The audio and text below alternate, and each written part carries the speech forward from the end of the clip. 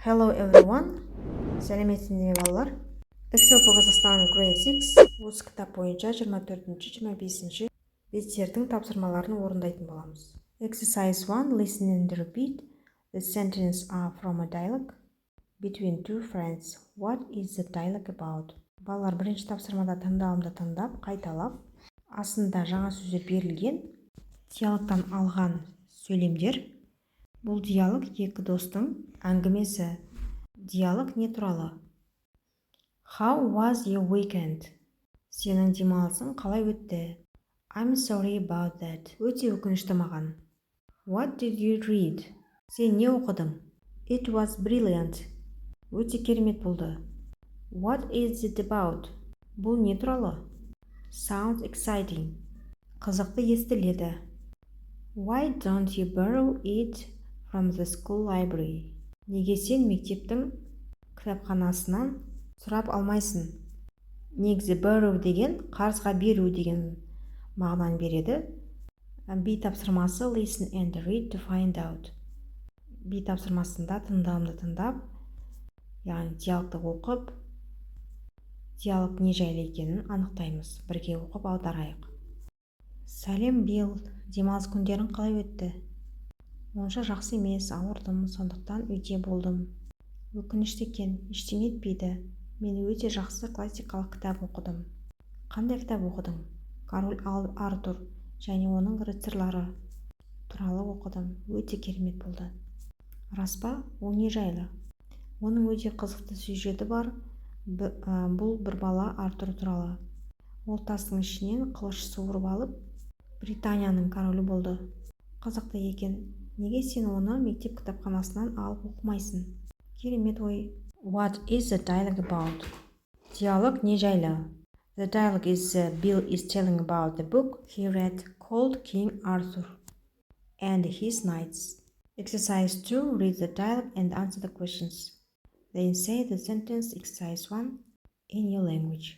Балалар, екінші тапсырмада диалогты оқып, сұрақтарға жауап береміз. Бірінші жаттығудағы сөйлемдерді өз тіліңде аудар. 1. What type of book did Bill read? Bill қандай кітап оқыды? Bill read classic book. Bill классикалық кітап оқыды. 2. What was the book called? Кітаптың аты қандай? The story of King Arthur and his knights. Артур ханы және оның әскерлері. 3. Did Bill like the book? Why? Биллге кітап ұнады ма? Неліктен?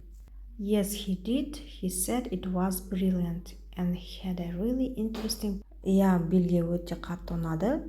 Өйткені кітап өте қызықты және өте тамаша болды. 4. What was the book about? Кітап не жайлы? It was about a boy named Arthur who pulled a sword out of a stone and became the king of Britain. Ол Артур есімді баланың тасқа қадалған қылышты суырып, Британия патшасы болған туралы айтылған. Exercise 3. Find sentences in the dialogue which mean the following. Did you enjoy your weekend? That's too bad. Sounds really good. Үшінші тапсырмада диалогтан осы сөйлемдерді тауып мағынасын айтамыз. Did you enjoy your weekend? Демалыс күндерің ұнады ма? That's too bad. Өте жаман. Sounds really good. Шынымен жақсы естіледі. Диалогта how was your weekend? Not so good. And sounds exciting. Деген мағыналарды береді. Exercise 4. Take rows and read the dialogue aloud. Mind the rhythm and intonation. Балалар, төртінші тапсырмада диалогты рольмен оқып, ритм мен интонацияға мән береміз. Диалогты оқып, айтып көрсетеміз. Exercise 5. You read a good book last weekend. Tell your partner. Use the sentence exercise 1. A. To act out your dialogue. You can use the dialogue in exercise 2 as a model. Бесінші тапсырмада өткен демалыста сен бір кітап оқыдың, жақсы кітап. Оны досыңа айтып бер. Бірінші жаттығудағы сөйлемдерді қолданып, диалогты көрсетіп айт. Екінші жаттығудағы үлгіге қарап жазыңыз. Яғни диалог құрастырып жазу. Мұнда Эмма және Алекстің қандай кітап оқығаны жайлы диалог құрастырылды. The Adventure of Sherlock Holmes. Алекс Шерлок Холмстың хикаясы жайлы кітап оқыған. Осылай құрастырып жазып алыңыз. Сол жақта кішігірім анекдот сияқты әңгіме берілген. Соны оқып алайық. Who was the author of King Arthur? Патша Артурдың авторы кім деп сұрап жатыр. I don't know, miss, but it wasn't me. Мен білмеймін, бірақ бұл мен емес деп айтып жатыр. The next one, келесі бет, Heroes. Бауыржан Момышұлы мен Анджелина Джолидің мәтінін бірге оқып аударайық. Бауыржан Момышұлы 1910 жылы Жамбыл облысындағы Мыңбұлақ ауылында дүниеге келген. Ол өте білімді болған. Бауыржан еңбек жолын ауылдық полицей болып бастаған. Бірақ бірнеше жылдан кейін әскерге қосылып, әскери қолбасшы болған. Ол көптеген шайқастарға қатысып, ерлігімен танылған. Бауыржан бір түнгі оқиға және біз үшін Мәскеу сияқты бірнеше кітаптар жазған.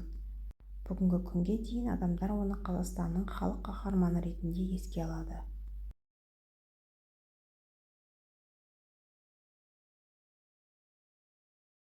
Exercise 1. Who are the famous figures in the pictures? What do you know about them? What are they famous for? Listen and read to find out. Бірінші тапсырмада суретте қандай атақты адамдар көрсетілген? Олар туралы не білесіздер? Олар не үшін атақты болды?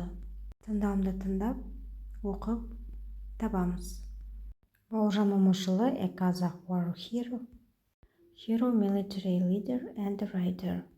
Angelina Jolie, a famous American actress and a humanitarian. Exercise 2. Read the text again and answer the questions. Екінші тапсырмада мәтінді қайтадан оқып, сұрақтарға жауап береміз. 1. Where was Бауыржан Момышұлы born? Бауыржан Момышұлы қайда туылған? He was born in Мыңбұлақ village in Jambul region. 2. How is he remembered? He is remembered as the people's hero of Kazakhstan. Келесі тапсырма complete the sentence, tell your partner. Бұл тапсырмада сөйлемдерді толықтырып жазамыз. Мысалы, I love my country because мен өз елімді жақсы көрем, өйткені I love my country because it is beautiful and it's my home. 2. I hate wars because they hurt people and destroy lives. Exercise 3. Listen and repeat. Listen again and underline the strong forms in the sentences. Үшінші жаттығуда тыңдауымды тыңдап, қайталап, екпінді айтылған сөздерді табамыз. Мысалы, Бауыржан Момышұлы was a brave hero. Brave hero. Екпінді айтылып тұр, я? Is Angelina Jolie Scottish? Scottish деген сөзге екпін келіп тұр. 3. They are both very famous. Both famous деген сөзге және very деген сөзге екпін келіп тұр. 4. Were they both great leaders. Great leaders деген сөзге келіп тұр екпін. Exercise 4. Think of hero from your country. Write a short text about him, her, present to the class. Write who, he, she is, what he, she is famous for, what he, she did. 60 words. Төртінші тапсырмада өз еліндегі батырды ойлап тауып жаз. 60 сөзден тұратын мәтін құрастыр. Оны сыныпқа көрсет.